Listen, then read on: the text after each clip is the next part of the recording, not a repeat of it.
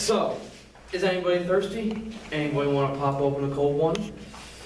Well, unless you're a health nut, you probably want some soda, you know, maybe a Coke, Pepsi, what have you.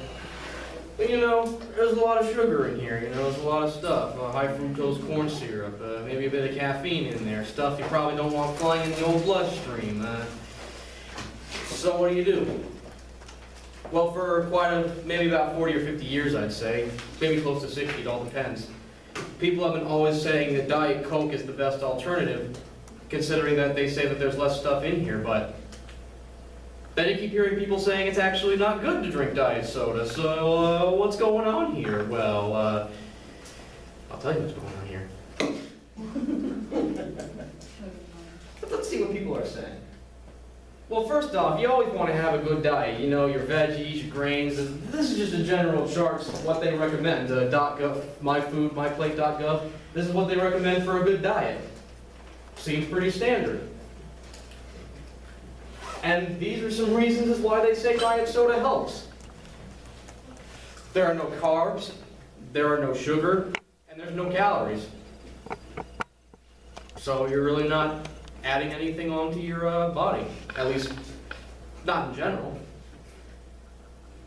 They say that it has no effect on the blood sugar because the artificial sweetener aspartame doesn't actually enter the bloodstream, so diabetics can have sweet stuff and their blood sugar levels won't be affected. It's pretty simple. And the fact that there's no sugar in it must mean that there won't be a lot of plaque buildup on your teeth. And there's also no high fructose corn syrup. Fructose is a sugar, and needless to say, it's not a good sugar. So if you don't have any of the worst kind of sugar you can possibly have in a drink like this, what Coke has, but diet soda doesn't, you must have a pretty good advantage, don't you? Well, here are some reasons as to why. What the heck? Sorry. Okay, so they say this is why you should drink it, why it's good for you, why it's advised. I mean, this is the kind of stuff that's FDA approved, you know? But then why should you not drink it? Well, more reasons than one. First off, there are no nutritional or health benefits within this. It's basically just flavored water. And that's one reason people would say you should drink it, because hey, you want to get your hydration, but you want some flavor, drink diet soda. But not so. You're probably taking more risks with just drinking regular water. There's nothing in there that's actually beneficial. Like, let's take a look and see, where are the vitamins? Vitamins? No vitamins. No calcium. No iron. No vitamin A. In fact, it actually does a negative effect on your calcium, and I'll tell you why. Right after, no, I'll just tell you why right now. First off, phosphoric acid. Phosphoric acid is often used as a preservative to preserve the carbonation of soda.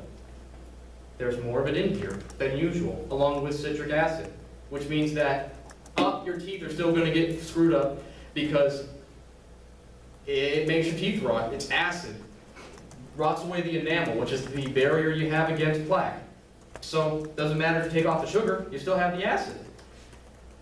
And then it could damage your kidneys. A study had said in 2009 that over 3,000 women who drank over these diet sodas, they had 30% less kidney abilities. And what they're theorizing is that it actually causes scar tissue to show up. That's definitely not a good sign. And there also been a study by a woman at Purdue University by the name of Susan E. Swithers. She is a neuroscientist and psychological scientist, and she has said that if you drink more than one soda per day, you're at a risk of cardiovascular disease. And she has two theories on this. One, your body gets confused and assumes that sweet stuff is coming, and sweet stuff doesn't come because of the sweet taste. You would expect to engage a lot of calories, but not a lot of calories come. Or the body may be incapable of processing the artificial sweetener. And that's entirely possible. Sorry, I didn't notice that. But then there's also this really, really strange bit. Besides the fact that they have a theory of the weight gain, which is like your body thinks you're getting sweet stuff, so it prepares, but then it doesn't, but then you gain weight. aspartame can apparently cause some pretty bad reactions. People may be allergic to it. But then aspartame, it's pretty much just an artificial sweetener. That's the diagram for it right there.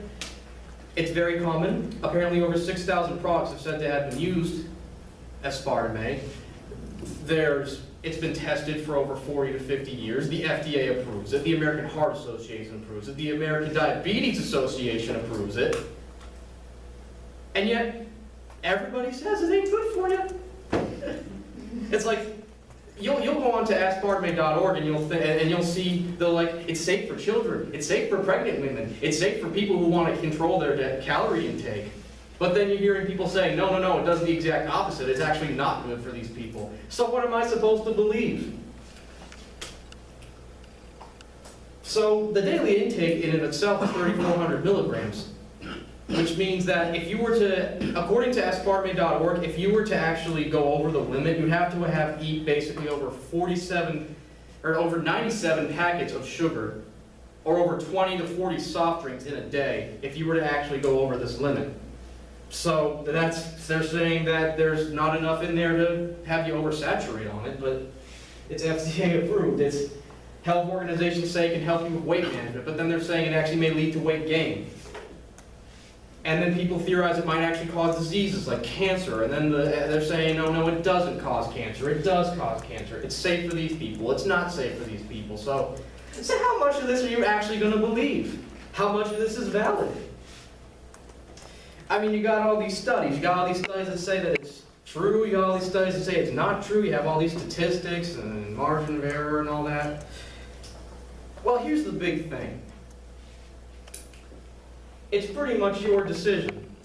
But let's say it this way. You want to crack open a cold soda. You want some Coke. You want some Diet Coke. Drink some.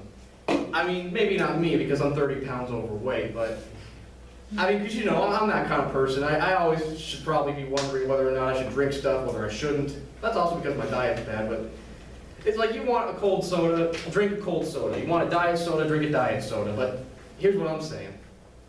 Very controversial, so moderate both, but really moderate on the diet soda. At least until we can get a very clear statistics on what this stuff actually does to us.